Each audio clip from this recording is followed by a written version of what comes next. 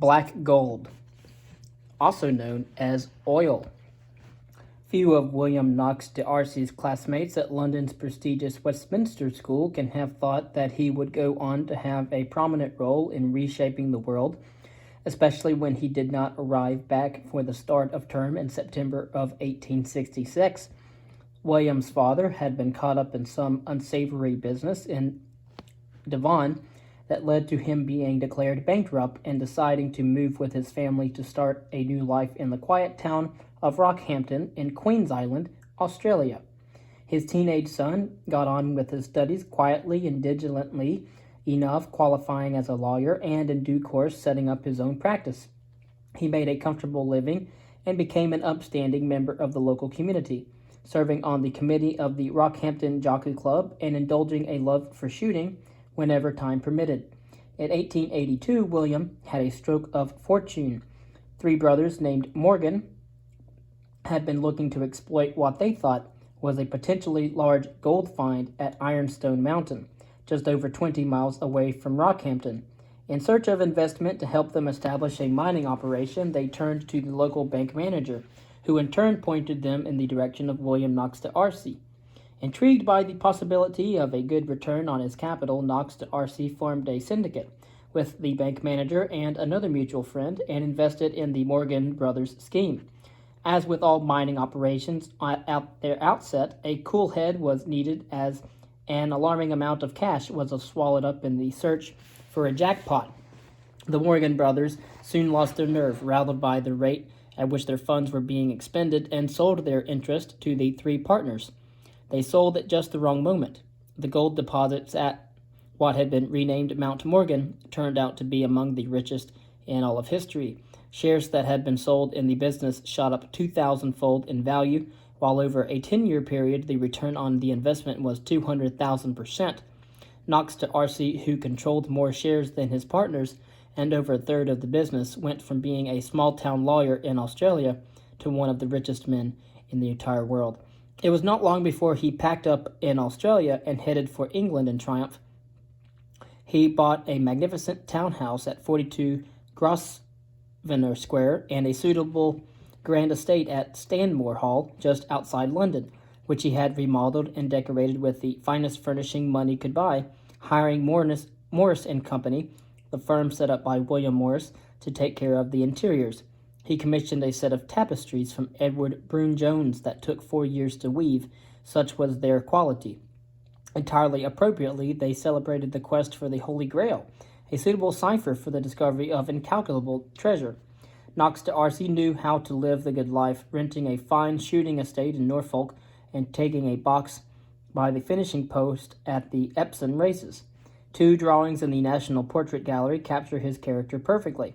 One has him sitting back contentedly, with a jovial smile on his face, his generous girth testimony to his enjoyment of fine food and excellent wines. The other has him leaning forward, as if to share stories of his business adventures with a friend, champagne glass in front of him, cigarette in hand. His success and extraordinary wealth made him an obvious man to seek out for those who, like the Morgan brothers, needed investors. One such was a well-connected official in the Persian administration who was put in touch with Knox D'Arcy towards the end of 1900 by Sir Henry Drummond Wolff, former British envoy in Tehran. Despite being a Catholic from a Georgian background, Kitabgi, it is Antoine Kitabgi. Kitabgi had done well for himself in Persia, rising to become Director General of Persian Customs, and a man with fingers in many pies. He had been involved in several attempts to draw in investment from abroad to stimulate the economy, negotiating or attempting to negotiate concessions for outsiders to take positions in the banking sector and in the production and distribution of tobacco. These efforts were not entirely motivated by altruism or patriotism, for men like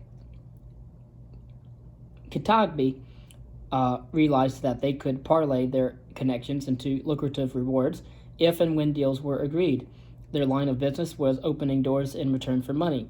This was a source of deep irritation in London, Paris, St. Petersburg, and Berlin, where diplomats, politicians, and businessmen found the Persian way of operating opaque, if not downright corrupt. Efforts to modernize the country had made little progress, while the old tradition of relying on foreigners to run the armed forces or take key administrative roles resulted in frustration all around. Every time Persia took one step forward, it seemed to take another back. It was all very well criticizing the ruling elite, but they had long been trained to behave in this way. The Shah and those around him were like overindulged children who had been taught that if they held out long enough, they would be rewarded by the great powers, who were terrified that they would lose position in this strategically crucial region if they did not cough up.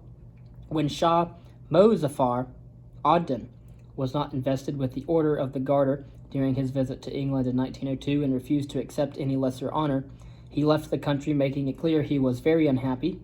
This prompted senior diplomats to set out convincing the reluctant King Edward VII, in whose gift membership of the order lay, to invest the Shah after his return home.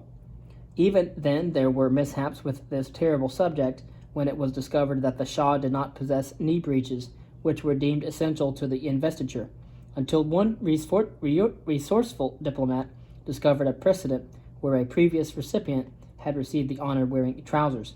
What a nightmare that Garter episode was, grumbled the Foreign Secretary Lord Lansdowne afterwards.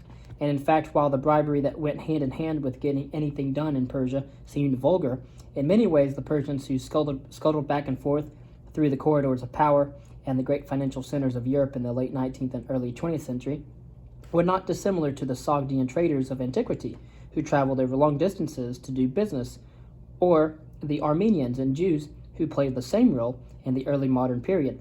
The difference was that where the Sogdians had to take goods with them to sell, the latter peers for selling their services and their contacts. These had been commoditized precisely because they were handsome rewards to be made. Had there been no takers, doubtless things would have been rather different. As it was, Persia's location between east and west, linking the Gulf and India with the tip of Arabia, the Horn of Africa, and access to the Suez Canal, meant that it was courted as no matter what cost, albeit through gritted teeth. When Kitabgi approached Drummond Wolff and was put in touch with Knox d'Arcy, who was described as a capitalist of the highest order, he had his eye not on Persia's tobacco or banking sector, but on its mineral wealth. And Knox d'Arcy was the perfect person to talk to. He had struck gold once before in Australia. Kitabgi offered him the chance to do so again. This time it was black gold that was at stake. The existence of substantial oil deposits in Persia was hardly a secret. Byzantine authors in late antiquity wrote regularly of the destructive power of Median fire, a substance made from petroleum, most likely taken from surface seepages in northern Persia, comparable to the inflammable Greek fire that the Byzantines made from outflows in the Black Sea region. The first systematic geological surveys in the 1850s had pointed to the likelihood of substantial resources below the surface and led to a series of concessions being given to investors, lured by the prospect of making their fortunes at a time when the world seemed to be disgorging its treasures to lucky prospectors from California gold country to the Witwatersrand Basin in southern Africa. Baron Paul Julius de Ruyter, founder of the news agency, was the one who moved on in Persia. In 1872, de Ruyter gained the exclusive and definite privilege to extract whatever he could from the mines of coal, iron, copper, lead, and petroleum across the whole of the country, as well as options on the construction of roads, public works, and other infrastructure projects. For one reason or another, these came to nothing. There was fierce local opposition to the grant of licenses, with populist figures like Sayyid Jamal al-Din al-Afghani deploring the fact that the reins of the government were being handed to the enemy of Islam. As one of the most vocal critics wrote, the realms of Islam will soon under the control of foreigners who will rule therein as they please and do as they will. There was also international pressure to contend with, which led to the original de Ruyter concession being declared null and void barely a year after it had been agreed. Although de Ruyter agreed a second concession in 1889 that gave him the rights to all Persia's mineral resources other than precious metal, in return for substantial gifts of money to the Shah and his key officials, as well as an agreed royalty payment on future profits, This lapsed when efforts to find oil that could be exploited in commercially viable quantities failed within the designated 10-year time frame. Life had not been made any easier by what one leading British businessman described as the backward state of the country, and the absence of communication and transport made worse by the direct hostility, opposition, and outrage from high officials of the Persian government. Nor was there any sympathy in London. There were risks to doing business in this part of the world, one internal minute noted. Anyone who expected things to work out as they did in Europe was extremely foolish. It is their own fault if expectations were left disappointed, it stated coldly. Knox d'Arcy was nevertheless intrigued by the proposition put to him by Kitabi. He studied the findings of the French geologists who had been surveying the country for the best part of a decade and took soundings from Dr. Boverton Redwood, one of Britain's leading experts on petroleum and author of handbooks on oil production and on the safe storage, transportation, distribution, and use of petroleum and its products. There was no need to do all this research, Kitagby meanwhile assured Drummond Wolff, asserting that we are in the presence of a source of riches that are incalculable.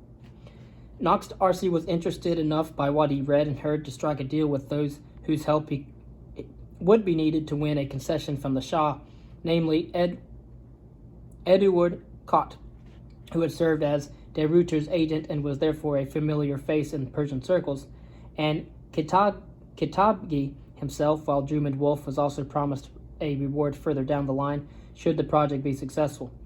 Knox d'Arcy then approached the Foreign Office to get his blessings for the project and duly sent his representative Alfred Marriott to Tehran to commence negotiations with a formal letter of introduction.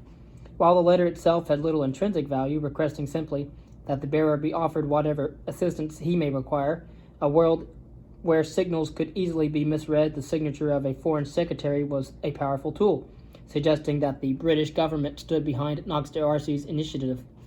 Marriott looked at the Persian court with wonder. The throne, he wrote in his journal, was entirely encrusted with diamonds, sapphires, and emeralds, and there are jeweled birds, not peacocks, standing on the sides. At least he was able to report the Shah was an exceedingly good shot. In fact, the real work was done by Kitabgi, who, according to one report, managed to secure in a very thorough manner the support of all the Shah's principal ministers and courtiers, not even forgetting the personal servant who brings His Majesty his pipe and morning coffee, a euphemism for greasing their palms. Things were going well, Knox d'Arcy was told. It seemed likely that a petroleum concession would be granted by the Persian government. The process of getting an agreement in writings was tortuous. Unseen obstacles appeared from nowhere, prompting cables back to London to ask for advice from Knox d'Arcy and for authorization to fork out still more. I hope you will approve this, as to refuse would be to lose the affair, Marriott urged. Don't scruple if you can propose anything for facilitating affairs on my part, came the reply. Knox d'Arcy meant that he was happy to be liberal with his money and was willing to do whatever it took to get what he wanted. It was impossible to tell when new demands were made or promises given as to who the real beneficiaries were. There were rumors that the Russians had got wind of the negotiations, which were supposedly being conducted in secret, and false trails were laid to put them off the scent. And then, almost without warning, word came through while Marriott was at a dinner party in Tehran that the Shah had signed the agreement in return for 20,000 euros, with the same amount in shares to be paid on the formation of the company, plus an annual royalty of 16% on net profits.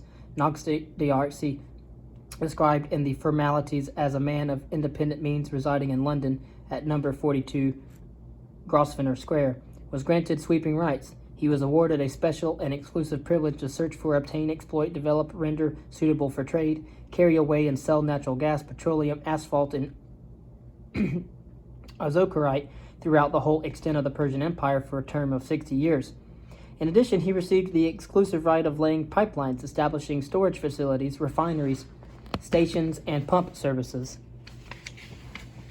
A royal proclamation that followed announced that Knox d'Arcy and all his heirs and assigns and friends had been granted full powers and unlimited liberty for a period of 60 years to probe, pierce, and drill at their will the depths of Persian soil, and entreated all officials of this blessed kingdom to help a man who enjoyed the favor of our splendid court.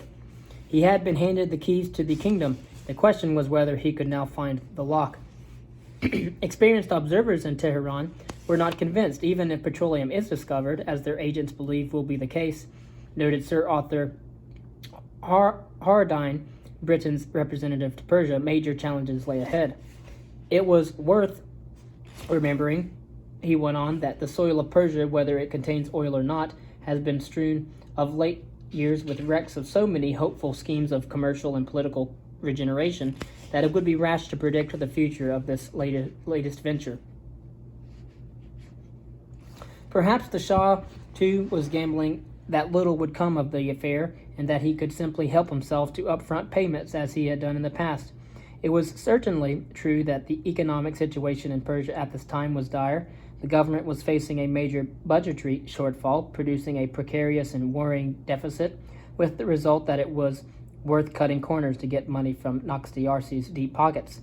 This was also a time of intense anxiety within the British Foreign Office, which paid much less attention to the newly awarded concession than it did so to the overtures Tehran was making both to London and, worryingly, to St. Petersburg in the years before the Great War.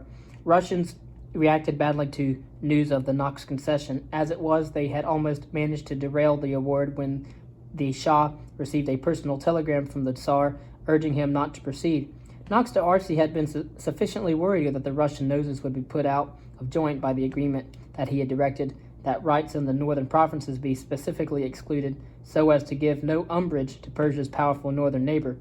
From London's point of view, the worry was that Russia would overcompensate for losing out by being more accommodating to the Shah and his officials than ever. As Britain's representative in Tehran warned Lord Lansdowne, the award of a concession might be fraught with political and economic results if oil was found in any meaningful quantity. There was no disguising the truth that pressure was racketing up in the rivalry for influence and resources in the Gulf region. In the short term, things blew over, largely because Naxti-Arsi's project seemed doomed to failure. Work was slow thanks to the difficult climate, the large number of religious festivals, and the regular and dispiriting mechanical failure of the rigs and drills. There was open hostility, too, in the form of complaints about pay, about working practices, and about the small number of locals who were employed, while there was also no end of trouble with local tribes wanting to be bought off. Naxti-Arsi grew nervous about the lack of progress and how much of his money was being spent. "Delay serious," he cabled his drilling team, less than a year after the concession was agreed. "Pay expedite."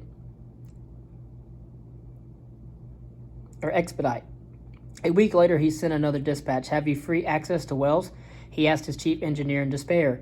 Logbooks reveal large quantities of pipes, tubes, shovels, steel, and anvils being shipped from Britain, alongside rifles, pistols, and ammunition. Wage slips from 1901 and 1902 also show funds being spent in ever-increasing quantities. It must have felt to Naxti-Arsi that he was burying his money in the sand.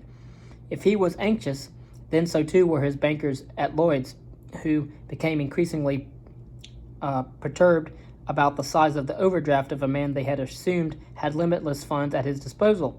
What made it worse was that there was little to show for the hard work and high costs. Naxti-Arsi needed to convince the other investors to buy shares in the business and thereby take pressure off his personal cash flows and provide the capital to take things forward. His teams were producing promising signs of oil. What he needed was a major strike. As he grew increasingly desperate, Naxti-Arsi sounded out potential investors or even buyers for his concession, traveling to Cannes to meet with Baron Alphonse de Rothschild, whose family had already extensive interest in the oil business in Baku. This set off alarm bells in London. In particular, it caught the attention of the British Navy. Sir John Fisher, First Lord of the Admiralty, had become evangelical in his belief that the future of naval warfare and of mastery of the seas lay in switching from coal to oil. "Oil fuel," he wrote to a friend in 1901, "will absolutely revolutionize naval strategy. It is a case of wake up England." Despite the failure to deliver a knockout discovery, all the evidence suggested that Persia had potential to be a major source of oil. If this could be secured for the exclusive use of the Royal Navy, then so much the better, but it was essential that control of such resources should not be surrendered into foreign hands. The Admiralty stepped in to broker an agreement between Knox D'Arcy and a Scottish oil company that had met with considerable success in Burma. After offering a contract to the latter in 1905 to supply the Navy with 50,000 tons of oil per year, the directors of the Burma Oil Company were persuaded to take a major stake in what was renamed the Concessions Syndicate. They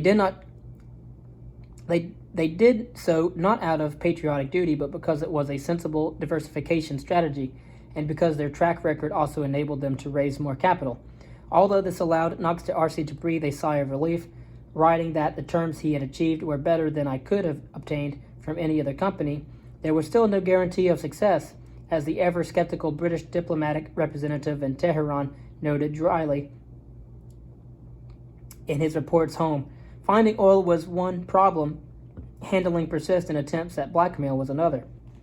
True enough, the new partnership had little show for its efforts over the next 3 years. Wells that were drilled failed to bear fruit, while expenditure ate away at the finances of shareholders.